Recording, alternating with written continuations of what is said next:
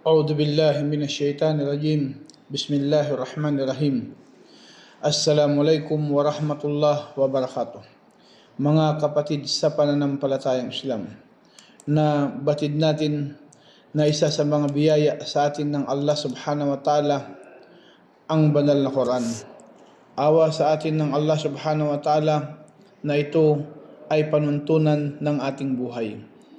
Na ganun pa man, mga kapatid sa pananampalatayang Islam, na ating tatalakayin ang Surah Al-Adiyah o ang kabanata na rumaragasa. Kabanata ng mga rumaragasa na sinabi ng Allah sa banal na Quran, Wal-adiyati dabha, sumpaman sa mga kabayong rumaragasa at humihingal. Palmuriyati qadha, at saka sa nagdudulot ng tilamsik na apoy. Palmugirati dabha, at saka sa panalakay sa madaling araw. Paatar na bihi naq'a, kaya't nagdulot ito ng makapal na alikabok. Pawasat na bihi jam'a, at saka sumalakay hanggang sa kalagitnaan ng magkakasama-sama. Innal insana lirabbihi lakanud, katotohanan ang tao ay wala talagang utang na loob sa kanyang Panginoon. Wa innahu ala dalika la shahid, at sa katunayan siya ay talagang saksi roon. Wa innahu lihubbir khairi la shadid, at tunay na siya ay sa pagmamahal ng kayamanan ay masyadong gahaman. Apala ya'lamu idha bu'thira ma fil kubur, hindi pa ba niya nababatid kapag baliktarin ang mga laman ng libingan? Wa hussila ma fis sudur, at makukuha ang anumang nilalaman ng mga dibdib. Inna rabbahum bihim yawma idinil lakhabir, katotohanan ang kanilang Panginoon sa araw na iyon ay sadyang nakakabatid sa kanila. Mga kapatid sa pananampalatayang Islam, ang Surah Al-Adiyah ay ibinaba sa Makkah, kaya ito ay Suratul Makkiyah na tinatawag. Ang mga surah sa Makkah ay 85 na kabanata, at ang surah sa Madina ay 29 na kabanata. Kaya mga kapatid sa pananampalatayang Islam, na nanumpa ang Allah subhanahu wa ta'ala sa mga rumaragasa, panunumpa ng Allah sa isang bagay ay nagpapahiwatig ng kadiliman. Na sinabi ng Allah sa Quran, Wal-adiyati dabha, rumaragasa at humihingal habang tumatakbo ng matulin. Palmuriyati kadha, nabangga ang kanyang sapatos sa bato at saka nagtalamsik ang apoy nito. Natisod. Palmugirati subha, panalalakay sa madaling araw sa oras ng digmaan. Gamit ang kabayo sa digmaan. Kahit sa hadith ng Propeta Muhammad sallallahu alaihi wasallam na inulat ni Anas radhiyallahu anhu, na katotohanan anan Nabi sallallahu alaihi wasallam, na sumalakay dati ang propeta, sumakanya nawa ang pagpapala ng Allah sa oras ng madaling araw. Kana yugiru inda salati subuh, wa kana yatasamma'u pa idha sami'a adanan amsaka wa illa agara. Kaya't kung narinig niya ang adan ay kanyang pigilan o kaya salakayin. Isinalaysay ni Abu Dawud at itinama ni Albani.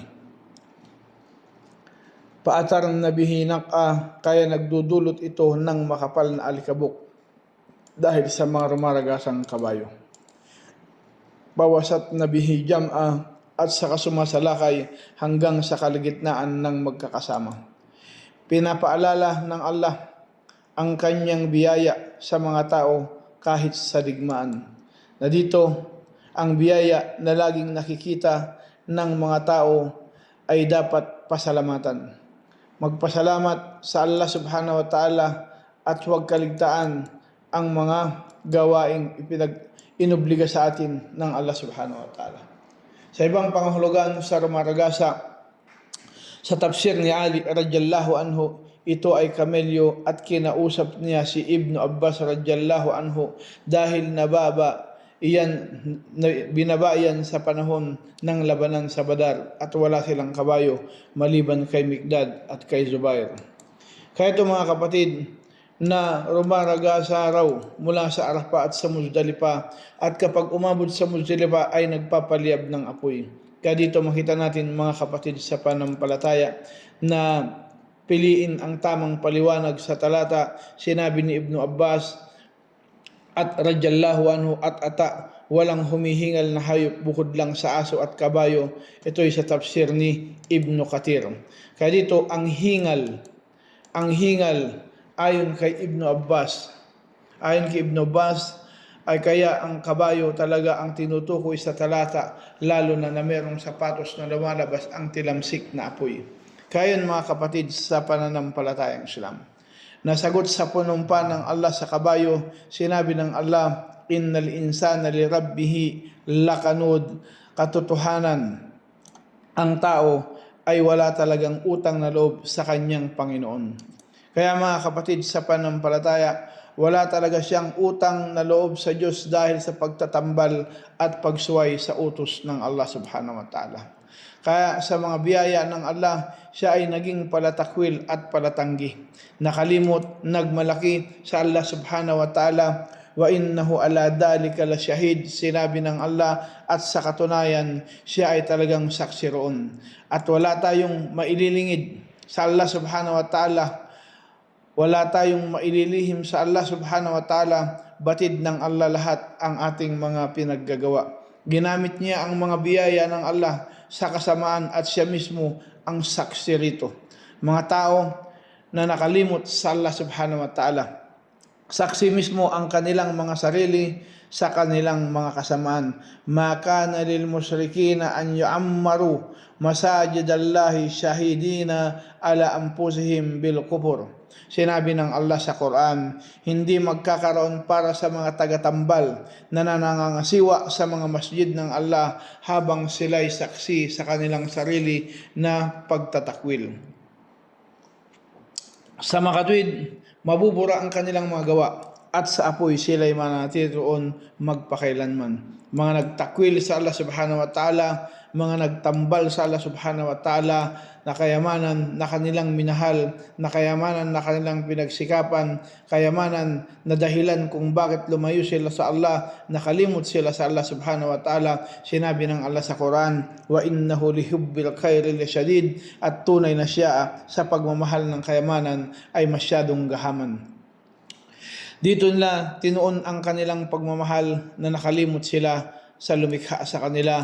Kaya makita natin ang mga hahantungan na binanggit ng Allah sa Quran, hahantungan ng mga taong nagmalaki at nakalimot sa Allah, mga gahaman sa yaman, sobrang pagmamahal sa yaman, malubhang pagkukuripot, matinding magsumikap kahit wala na siyang oras sa pamilya niya o sa kanyang sarili. Kaya mga kapatid, sinabi ng Allah sa Quran, apala ya'lamu idha bu'thira ma fil qubur, hindi pa ba niya nababatid kapag babaliktarin ang mga laman ng libingan? Narito na ibig sabihin na lahat tayo ay haharap sa Allah subhanahu wa ta'ala. Mabubuhay na kung saan lahat susumarahin pagdating sa kabilang buhay. Ang mga bangkay ay bubuhayin muli para sa araw ng paghuhukom at susumaryahin ang lahat ng ating mga pinaggagawa. Wa hussila ma fis sudur, at makukuha ang anumang nilalaman ng mga dibdib. Ang mga lihim sa loob ng mga puso ay ibubunyag at ipapalabas. Kaya mga kapatid sa pananampalataya, sa mundo hindi tayo pwedeng humatol kung ano ang sa loob ng puso, ngunit hahatol tayo sa gawaing nagawa. Mga kapatid sa pananampalatayang Islam, sinabi ng Allah sa Quran, inna rabbahum bihim yawma idinil lakhabir, katotohanan ang kanilang Panginoon sa araw na iyon ay sadyang nakakabatid sa kanila.